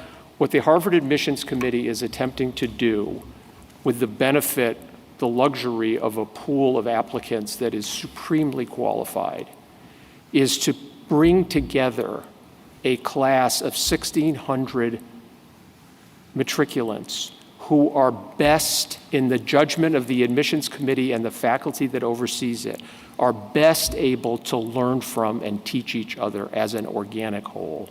So my question is, we've been talking a lot about endpoint, and my question is, so Bakke was, almost 50 years ago now. If Harvard's admissions process is essentially the same in the way that it accounts for race and thinking about endpoints, and I recognize and you describe some of the things that Harvard is doing to try to recruit more minority applicants, but why are we to think that there will be an endpoint? And Grutter's pretty insistent. I mean, Grutter says the requirement that all race-conscious admissions programs have a termination point. So there has to be one, and if it really hasn't changed much since Bakke. So the system, that is, we're taking race into account as one factor among many. Obviously, the extent to which race qua race is a factor is dependent on the extent to which so-called race-neutral alternatives have already helped Harvard to matriculate a class that is diverse along this dimension and others. And Harvard does track its progress in this regard and accommodate the admissions process. For example, in terms of where we are, when will we get there? The The record contains, any number, a faculty committee study, a working group, a task force, all of which made reports about this, but it also annually does a comprehensive survey of its graduating seniors and asks them questions that go to this. And the survey and the record on the benefit side, I think to Harvard's great satisfaction, showed that 2/3 of all of the seniors said that their Harvard experience strengthened their ability to relate to people of different races, nations, and religions, and 70% said that Harvard's experience had led them to seriously question or rethink their beliefs about a race or ethnic group different than their own. But that's showing the educational benefits of diversity, right? And it shows Right. that in terms of, are we there yet? We're not going to achieve 100%. Honestly, 70% is pretty darn good. And it would not have been, at the time that Harvard wrote its brief in the Bakke case and at the time that Grutter was decided, those were not the statistics. So you think you're getting closer to a termination point? We are very definitely getting closer to a termination point, both in terms of engineering race-neutral alternatives, but also achieving a class that is diverse across religious, viewpoint, racial, ethnic, academic, political. Yes, we are proud of the progress we made. As Dean Smith said, we still have work to do, including with respect to the way in which we treat students and allow students to interact with each other once they get here. Okay. Thank you. Thank you. Thank you, counsel. Thank you.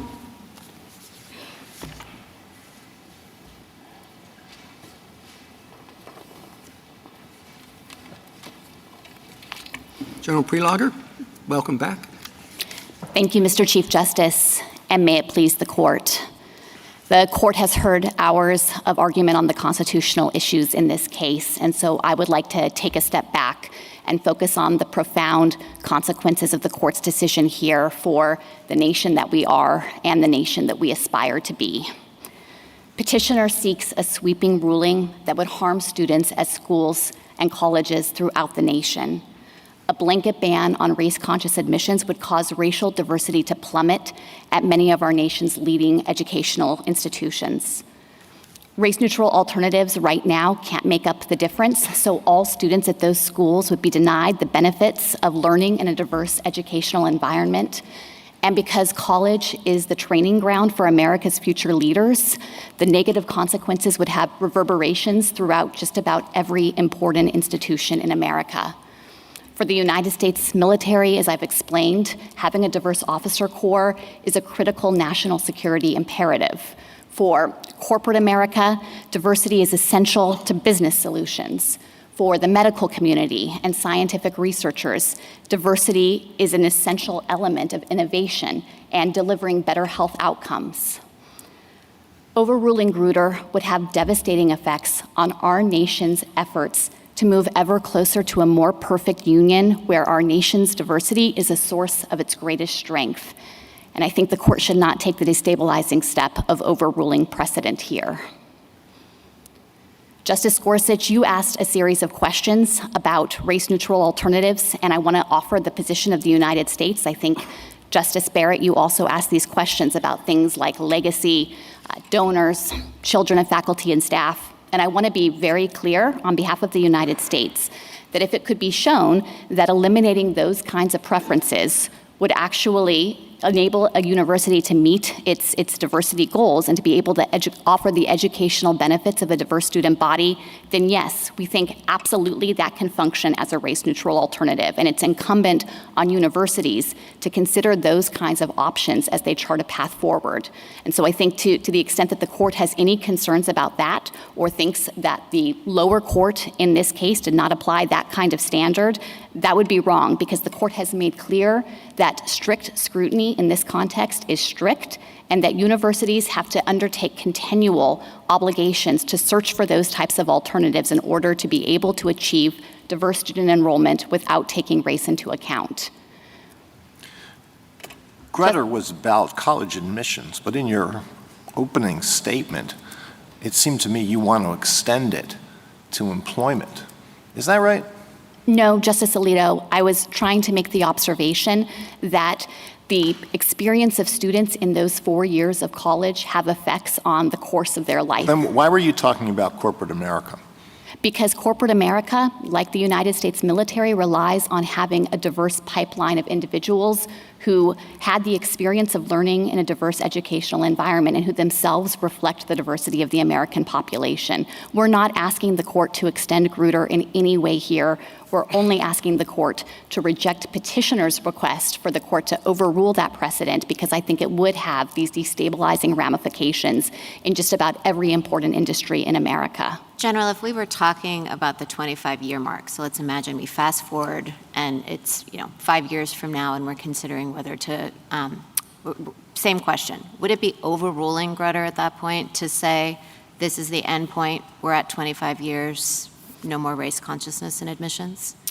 I think it would if this court based that decision on the nature of the compelling interest here. I just don't think it's a tenable way to read Grutter to say that the court was suggesting that 25 years from now, poof, the interest in diversity in higher education is no longer compelling.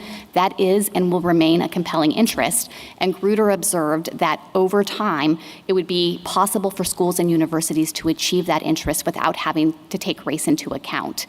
And I understand the concerns, Justice Barrett, that you've raised, Justice Kavanaugh, that you've raised about the fact that the arc of progress in society has perhaps been slower than the Grutter court imagined.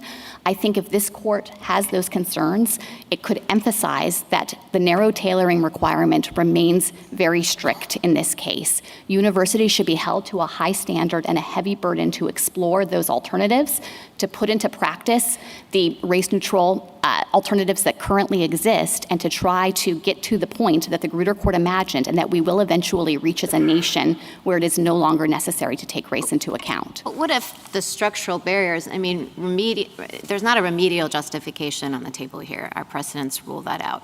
What if the structural barriers just make it impossible 25 years from now to sit here and say that without race-conscious admissions, especially if Harvard wants to keep everything exactly the same with respect to its other metrics like SAT scores not dropping at all and the museum and the squash team and all of that stuff.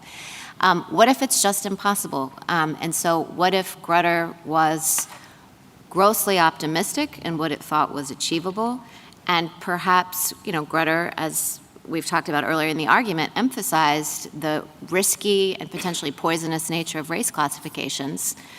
What if there's no endpoint? Could we still say that there's a compelling interest in the educational benefit of a diverse classroom if it comes at the cost of something that Grutter itself recognized was very dangerous and corrosive to society? I do think that, yes, the compelling interest would still exist there. I recognize the force of the point that there are structural barriers that can impede progress, but I think it would be wrong to suggest that those barriers are going to exist in perpetuity in all places and with respect to all schools. The states are not similarly situated in this regard. There are 9 states, as petitioners emphasized, that have barred the use of race in college admissions, and many of the universities and colleges in those states have been able still to achieve enrollment of diverse student bodies. And I think that it's incumbent on every college and university around the nation to study from and learn from those examples. And it's not accurate to say that if we look forward into the future in 25 years, still at all places throughout the nation, it will be necessary to have race-conscious admissions. But I do want to be responsive as well to the point that you made about resisting any changes whatsoever, and be clear again on behalf of the United States that we do not think that a university could reject a race-neutral alternative because it would have those kinds of modest impacts on things like SAT scores. I think that can clearly be the kind of thing that would qualify as a viable or workable race-neutral alternative. And if the court has any concerns that lower courts are not applying that stringent standard, then I would urge the court to make that clear in a decision and provide guidance going forward. I think that's very important, what you just said. So you're saying an adequate race-neutral alternative, it would be permissible for the court to say that you have to eliminate things like legacy, children of donors, if you could obtain a sufficient, meet its diversity goals, was your word, by doing so and doing race-neutral admissions. Do I have that correct? Yes, that's exactly right, Justice Kavanaugh, and I think that that flows directly from this court's But I'm emphasis. sorry, at what point does that become dramatic? Harvard won't be Harvard if it drops from 2,200 to 500. Yes, and I was speaking. Or there is a point at which a change is significant or insignificant. I agree, Justice Sotomayor, and I think that the lines that the court has drawn in this context flow from Grutter itself, where the court made clear that a university doesn't have to sacrifice its reputation for academic excellence. In other words, it doesn't have to accept those kinds of dramatic changes to the academic quality of the incoming student class. I was speaking Well, to... your adversary on simulation D says the change was only from, it was less than a 40-point change, and so he says that's insignificant. Why do you think his point is not valid? With respect to simulation D, in particular, it wasn't just changes to SAT scores. I think the most substantial reason that the district court rejected that as a workable alternative here is because it would have had a precipitous decline in the number of African American students. They would fall by about 30% in the enrollment of the class, and that was coupled with the impact on reductions in the number of students who had the highest academic and extracurricular ratings who could then be admitted in the class. But I So don't... you're sacrificing the essence of Harvard, academic excellence. That was what the district court found with respect to simulation D. But, I guess I would say I think that was a factual finding in this case. The First Circuit affirmed it. But as Mr. Waxman said, if you do not think the district court applied the right stringent standard in evaluating that as a race-neutral alternative, then that is a basis to send this case back because we agree that strict scrutiny is strict in this context. The other side points to the examples, as you've heard, throughout of California and Washington and Michigan and Florida and other states, and says, well, if they just put their effort to it, they will be able to use race-neutral alternatives and still be able to achieve its diversity goals. I'm going to bracket the fact that its diversity goals is still pretty vague, but we talked about that in the last case, but would still be able to do so. You want to respond to that? So as I was saying to Justice Barrett, I do think it's the case that there are some states and certainly some institutions today that can fully achieve a diverse student body without needing to take race into account. With respect to California and Michigan in particular, since your question referred to them, I would point the court to the amicus brief filed by those university systems in those states, which have explained that actually they have struggled despite implementing any number of race-neutral alternatives to actually see true diversity across all of their campuses, including their most selective campuses. And University of California in particular points to Berkeley and UCLA as places where there have been these dramatic declines in diversity, racial diversity on campus. I guess this will be repetitive, but you've said true diversity, meet its diversity goals. I'm not sure exactly what that means, and we're going to have to figure that out, I guess. But without any more precise guidance on what exactly meet its diversity goals means as to numbers, it's a little hard to assess, I think. Well, let me try to be more precise. I think that the relevant compelling interest here comes directly from Grutter, where the court recognized that it is student body diversity in all of its many manifestations. The court has made clear it's not simple ethnic or racial diversity, and that's what creates a lot of the guardrails in this area in terms of no racial quotas, no automatic awards of points, no separate set-asides or separate admissions tracks.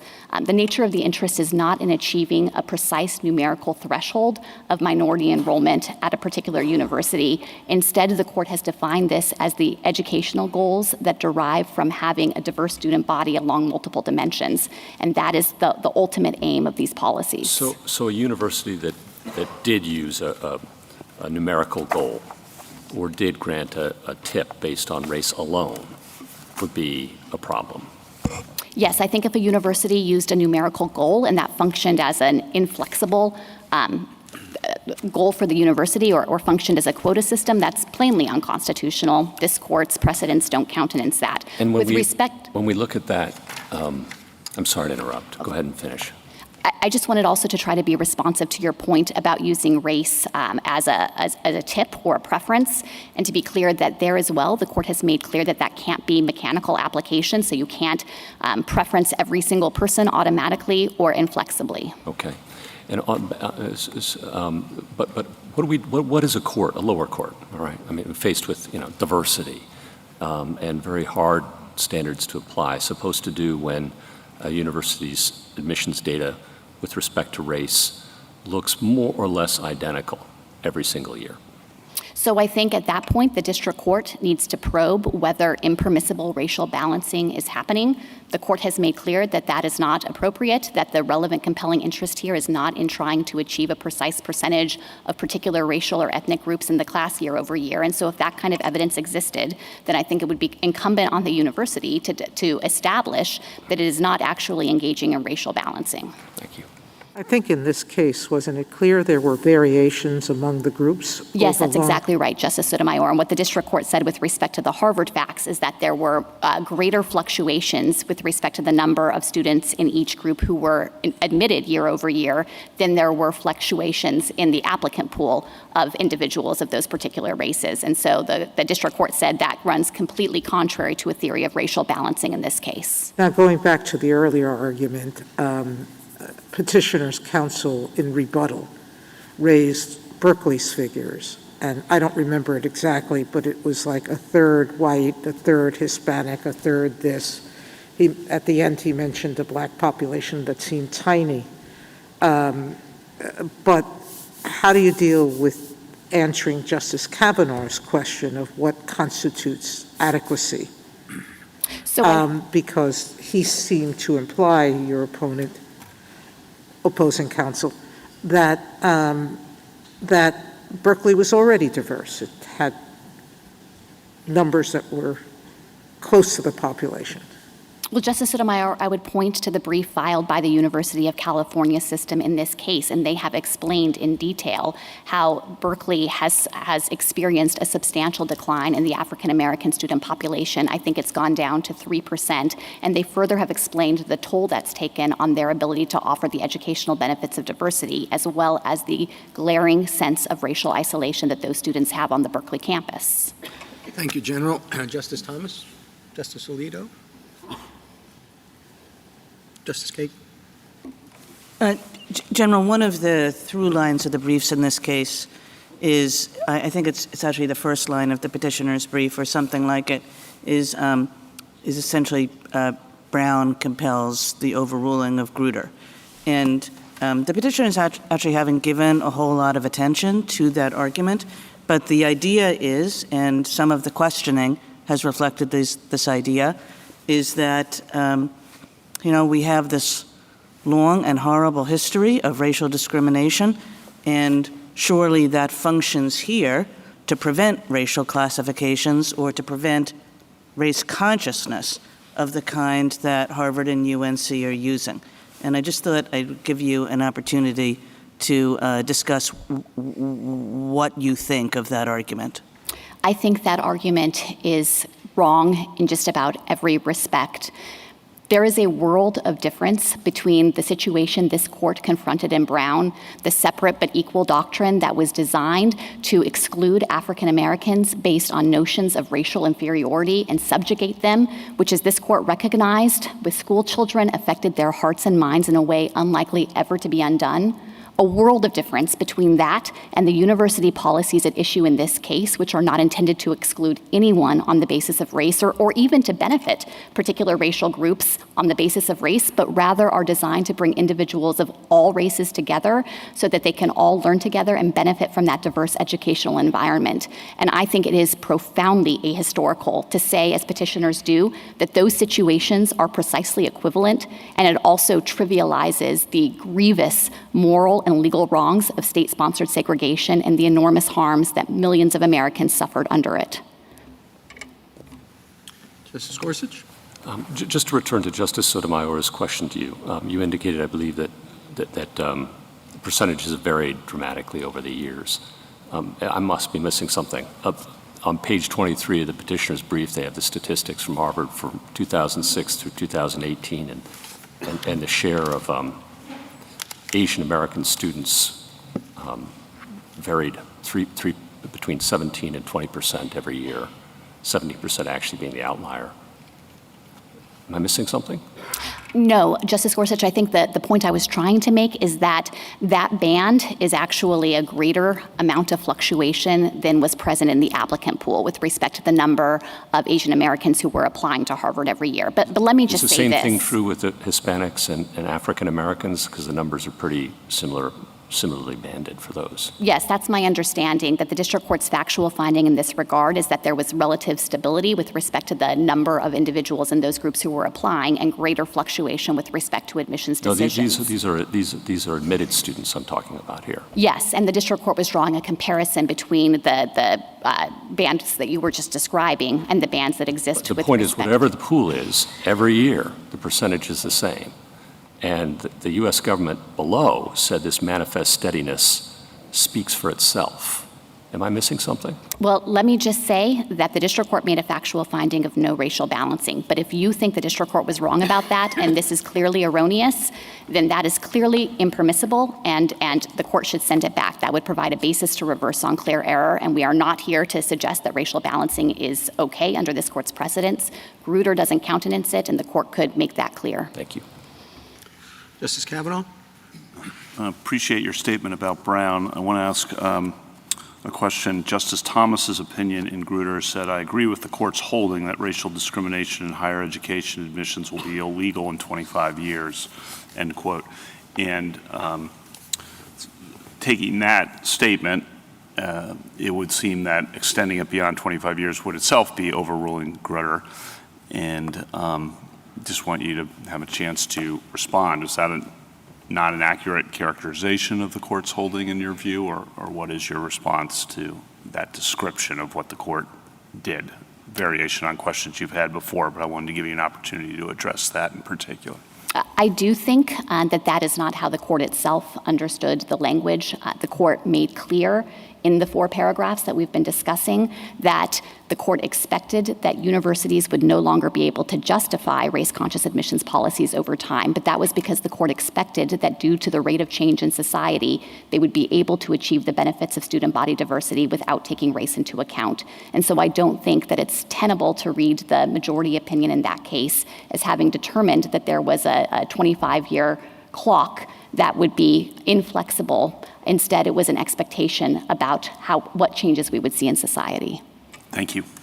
Justice Barrett? Thank you, General. Rebuttal, Mr. Norris?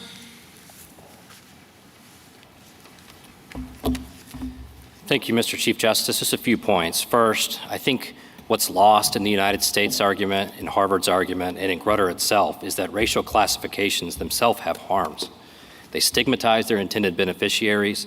They increase racial consciousness, which delays the day in which we can move to true racial neutrality. And they cause resentment by treating people differently based on something they can't change, that's cosmetic and that's irrelevant to their ability to get educational opportunities. The court said that in Adirond. It said it in Shaw. It said it in Croson. Harvard doesn't challenge any of those precedents. Secondly, race-neutral alternatives. There were a few pleas for a remand that I heard from my friends, but it's hard to take those seriously when Harvard thumbed its nose at Grutter for 14 years to not consider race-neutral alternatives one time until 3 years after we filed a lawsuit against it. I understand Mr. Waxman to say he'll no longer defend his legacy preferences, but now what's at stake in terms of race-neutral alternatives are a slight decline in profile ratings, which Mr. Waxman said are not that important to the admissions process when he talked about Asian Americans, a 3 percentage point decline in people who want to major in the humanities. Students change majors like they change socks. I mean, speaking from experience, there will be people who think that they're going to major in the hard sciences, then find themselves majoring in the humanities. That's not the stuff of strict scrutiny. Then we have the 4 percentage point decline in black admissions. Our expert testified without contradiction that that is an absolute floor, that Harvard could get that number almost to parity if it considered wealth instead of income. And Harvard already sacrifices on all of these metrics in order to meet its racial goals. It should do the same for racial equality. This court made schools close to comply with Brown, as it should have. Harvard should have to sacrifice for the same reasons. Lastly, Harvard thankfully does say it is ashamed of its history of Jewish discrimination. I hope someday it says the same about how it's treating Asians. It is undisputed that Harvard, there's a statistically significant relationship between being Asian and getting a low personal rating, which is supposed to measure things like confidence, likability, and kindness. Harvard's witnesses consistently testified that Asians don't deserve lower personal ratings in their experience. Harvard didn't submit a model of the personal rating itself, which means I think they probably did study it and then realized they couldn't get rid of the disparity. And the model, when you take the personal rating out of an admissions model, it shows a statistically significant disparity against Asian Americans in admissions decisions. Now, the district court said, I believe Harvard that it doesn't discriminate, but we don't typically let people satisfy strict scrutiny with just their testimony. Mr. Waxman said it's attributable to unobservables in the model, but unobservables is code for the Asians really deserve it. And that's simply not true. That was not ever supported by any evidence in the record. And we keep saying Asians. These are not Asians. They're not from Asia. These are people who are Americans. They were born in Texas, California, Ohio, Tennessee. They should not be the victims. They were born in 2005, the people who are applying to college now. They should not be the victims of Harvard's racial experimentation. Thank you. Thank you to all counsel in both cases. Case is submitted.